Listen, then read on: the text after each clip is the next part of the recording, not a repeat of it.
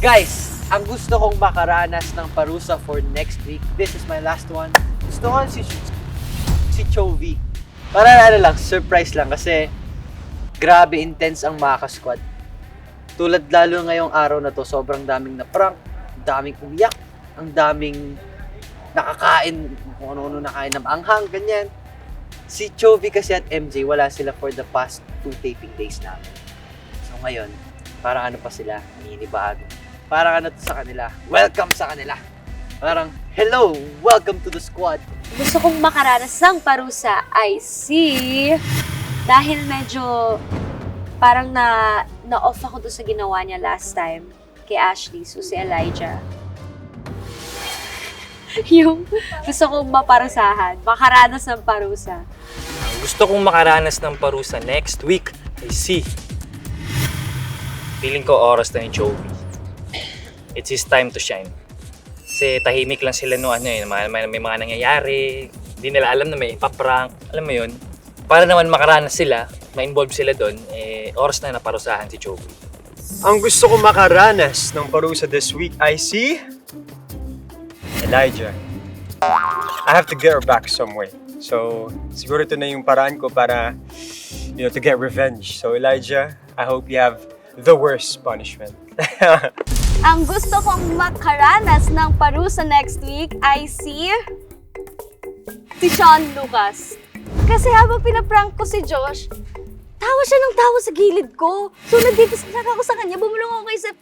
Seth, hindi ko na kayang magsalita. Si Sean, pinapatawa ako ng pinapatawa sa gilid ko.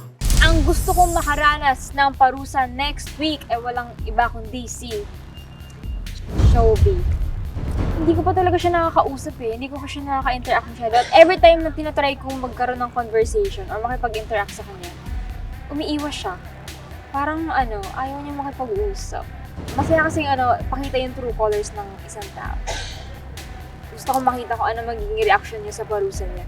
If ever, maparusahan siya next week. Ang gusto ko pong makaranas ng parusa sa susunod na week ay si Elijah Alejo.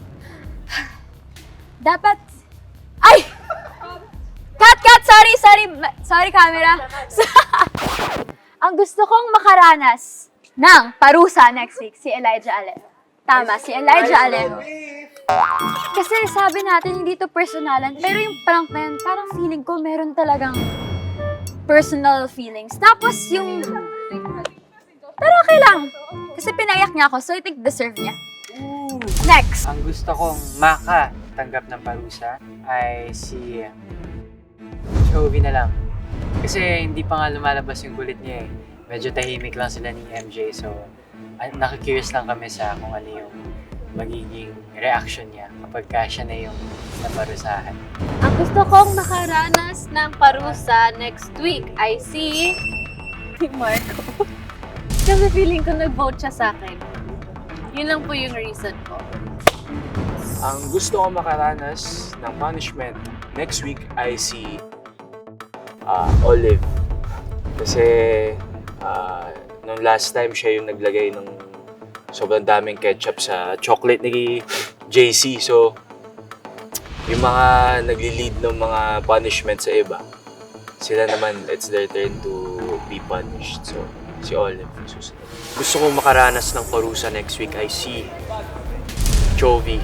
Kasi hindi pa kasi nakikita ng mga tao kung yung kulit side niya. Pati rin ako, naisipan kong sana siya naman yung mabigyan ng opportunity na i-prank.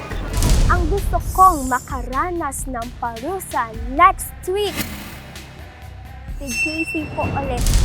Alam niyo ba, siya yung dapat parusahan tapos dinamay niya ako mga kapuso.